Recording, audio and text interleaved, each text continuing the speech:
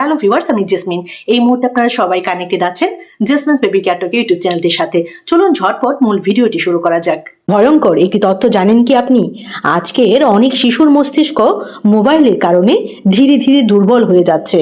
কিন্তু অবাক করা বিষয় হলো, বাবা মা যদি শুধু এই 5টি কাজ করেন তাহলে শিশুর আচরণ সম্পূর্ণ বদলে যেতে পারে। বিশ্ববিখ্যাত বিজ্ঞানী ডক্টর এপিজে আব্দুল কালাম শিশুদের স্বপ্ন দেখাতে বলতেন। আজকের ভিডিওটিতে আমি আপনাদের সাথে শেয়ার করব কিভাবে মোবাইল পাগল সন্তানকেও আপনি নতুন ভাবে গড়ে তুলতে পারেন। আপনার সন্তান কি সারাদিনই মোবাইল নিয়েই বসে থাকে? পড়াশোনা, খেলাধুলা কিছুতেই আগ্রহ নেই? আপনি কি রাগে বকাঝকা বা মারধর করেন? তাহলে আজকের এই ভিডিওটি শেষ পর্যন্ত দেখুন, কারণ বিজ্ঞানীরা বলছেন শাস্তি নয়, এই 5টি কৌশল ব্যবহার করলে সন্তান নিজেই মোবাইল থেকে দূরে সরে যাবে। অনেক বাবা মা অভিযোগ করেন, আমার ছেলে বা আমার মেয়ে মোবাইল ছাড়া থাকতে পারে না।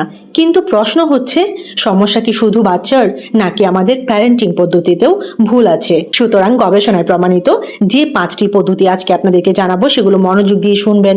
এগুলো জানতে পারলে আপনারা কিন্তু ব্যবহার করতে পারবেন। এবং জানেন কি, যা ব্যবহার করলে আপনার সন্তান ধীরে ধীরে মোবাইলের আসক্তি থেকে বের হয়ে আসবে। প্রথম কৌশল, মোবাইলকে শত্রু বানাবেন না।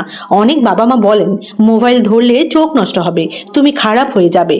কিন্তু মনোবিজ্ঞানীরা বলেন, যখন আমরা কোনো কিছুকে পুরোপুরি নিষিদ্ধ করি তখন শিশুদের মনে সেই জিনিসের প্রতি আরও বেশি আকর্ষণ তৈরি হয়। সমাধান কি হতে পারে? মোবাইল পুরোপুরি নিষিদ্ধ না করে নিয়ম তৈরি করুন, যেমন প্রতিদিন 30 মিনিট বা প্রতিদিন 1 ঘন্টা। এতে কি হয়? এতে শিশুর মনে প্রতিরোধ কমে যায়। দ্বিতীয় কৌশল, বিকল্প আনন্দ তৈরি করুন। গবেষণায় দেখা গেছে শিশুরা মোবাইলে আসক্ত হয় কারণ বাস্তব জীবনে তাদের আনন্দ কম থাকে। তাই শুধু মোবাইল কেড়ে নিলেই হবে না, তাকে দিন খেলাধুলা, আঁকা, গল্পের বই, পারিবারিক সময়। যখন বাস্তব জীবনে আনন্দ বাড়বে, মোবাইলের আকর্ষণ নিজে থেকেই কমবে। আপনার সন্তান দিনে কত ঘন্টা মোবাইল ব্যবহার করে আমাকে কমেন্ট সেকশনে জানাবেন। কমেন্টে লিখুন 1 ঘন্টা, নাকি 3 ঘন্টা, নাকি 5 ঘন্টা। তৃতীয় কৌশলটিতে চলে যাব। তৃতীয় কৌশলটি হচ্ছে, আপনিই হন উদাহরণ। একটা সত্য কথা বলি, যদি বাবা মা সারাদিন মোবাইল ব্যবহার করেন তাহলে বাচ্চাকে মোবাইল ছাড়তে বলা প্রায় অসম্ভব হয়ে ওঠে। শিশুরা শুনে কম, দেখে বেশি শেখে। যদি আপনি চান সন্তান মোবাইল কম ব্যবহার করুক, তাহলে আগে আপনাকেই করতে হবে এটা। চতুর্থ কৌশল, সন্তানের স্বপ্ন জাগিয়ে তুলুন। বিশ্ববিখ্যাত বিজ্ঞানী doctor APJ Abdul Kalam sir ছোটবেলায় খুব দরিদ্র ছিলেন, কিন্তু তার একটি বড় স্বপ্ন ছিল, একদিন তিনি বিজ্ঞানী হবেন, সায়েন্টিস্ট হবেন। এই স্বপ্নই তাকে বই পড়তে, শিখতে এবং পরিশ্রম করতে অনুপ্রাণিত করেছিল। একটা শিশুর যদি বড় স্বপ্ন থাকে তাহলে সে নিজেই সময় নষ্ট করা থেকে দূরে থাকে। তাই সন্তানকে জিজ্ঞেস করুন, তুমি বড় হয়ে কি হতে চাও? স্বপ্ন জাগিয়ে তুলুন। পঞ্চম কৌশল, সন্তানের সাথে বন্ধুত্ব করুন। অনেক বাবা মা শুধু আদেশ দেন, এটা করো, ওটা করো, কিন্তু শিশুরা সবচেয়ে বেশি পরিবর্তন হয় বন্ধুত্বের মাধ্যমে। প্রতিদিন অন্তত 20 মিনিট সময় দিন, কোয়ালিটি টাইম স্পেন্ড করুন বাচ্চার সাথে। তার সাথে গল্প করুন, তার গল্প শুনুন, তার সাথে খেলুন, তার অনুভূতি বুঝুন।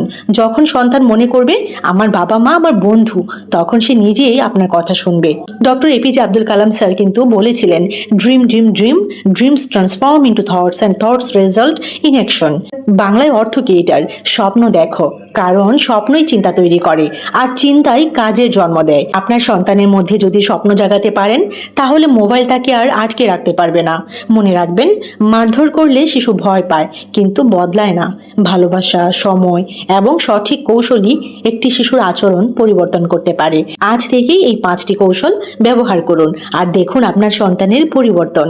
ভিডিওটি ভালো লাগলে লাইক দিন এবং কমেন্টে লিখুন, আমি আমার সন্তানের সাথে নতুন ভাবে শুরু করব।